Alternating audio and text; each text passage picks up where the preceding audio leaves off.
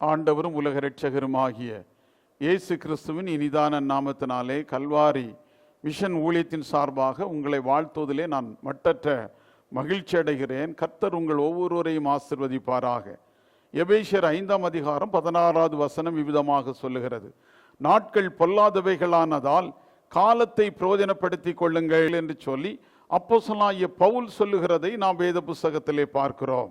பொல்லாத ஒரு காலமாக இன்றைக்கு காணப்படுகிறது. அன்பு தணிந்து போன ஒரு காலமாக காணப்படுகிறது. இன்று கணவன் மனைவிக்குள்ளாக அன்பு இல்லை. இச்சையின் நிமித்தமாக கணவன் மனைவியை கொலை செய்கிறான். இச்சையின் நிமித்தமாக மனைவி கணவனை கொலை செய்து கொள்ளுகிறாள். இச்சை நிமித்தமாக பெற்றோர்கள் பிள்ளைகளை கொலை செய்கின்றார்கள். இப்படிப்பட்ட ஒரு கால சூழ்நிலையிலே இன்றைக்கு நாம் வைக்கப்பட்டிருக்கிறோம். பணத்திற்காக இன்றைக்கு கொலை நடந்து கொண்டிருக்கிறது.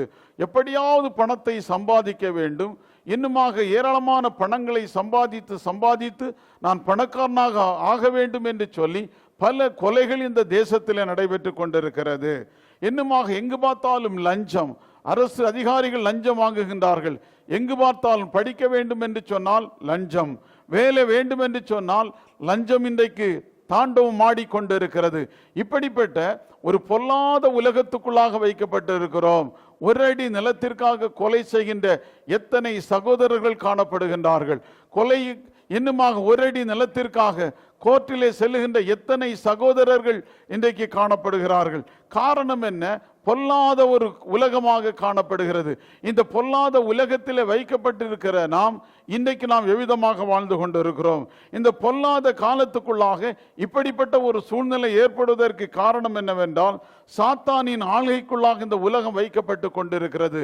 எங்கு பார்த்தாலும் சாத்தானுடைய கிரியைகள், அன்பில்லாத ஒரு சூழ்நிலைமை, ஐக்கியமில்லாத ஒரு சூழ்நிலைமை, பொறுமை இல்லாத ஒரு சூழ்நிலைமை, அன்பு இல்லாத ஒரு சூழ்நிலைமை. காரணம் என்ன தெரியுமா? ஐக்கியமில்லாத ஒரு சூழ்நிலைமை இருக்க காரணம் என்ன தெரியுமா? சாத்தானுடைய ஒரு ஆள்கைக்குள்ளாக இன்றைக்கு உலகம் வைக்கப்பட்டிருக்கிறது. சாத்தானை எதிர்கொள்ள முடியவில்லை. ஆண்டவரை பாடுகிறோம், ஆண்டவரை துதிக்கிறோம், ஆண்டவருடைய ஊழியத்தை செய்கிறோம், ஆண்டவருடைய வசனத்தை வாசிக்கிறோம். ஆனால் சாத்தானை மேற்கொள்ள முடியவில்லை. காரணம் என்ன தெரியுமா? ஆண்டவருடைய இரத்தத்தினாலே கழுவப்பட்ட ஒரு அனுபவம் இன்றைக்கு நமக்கு இல்லை. ஆண்டவரை புகழ்வதற்கான ஒரு கிருபை நம்மிடத்தில் இல்லை. ஆண்டவருடைய ஊழியத்தை வல்லமையாக செய்ய இன்றைக்கு நமக்கு பலன் இல்லை. காரணம், சாத்தான் நம்மை மேற்கொண்டு இருக்கிறான்.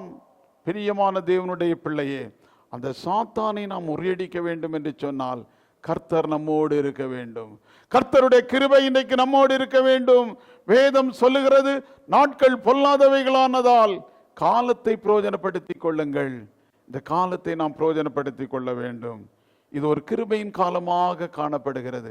இந்த கிருபையின் காலத்திலே ஆண்டவரை சொந்த இரட்சகராக ஏற்றுக்கொண்டு அவருடைய இரத்தத்தினாலே கழுவப்பட்ட ஒரு அனுபவம் இன்றைக்கு உங்களுக்கும் எனக்கும் இன்றைக்கு தேவையாக காணப்படுகிறது.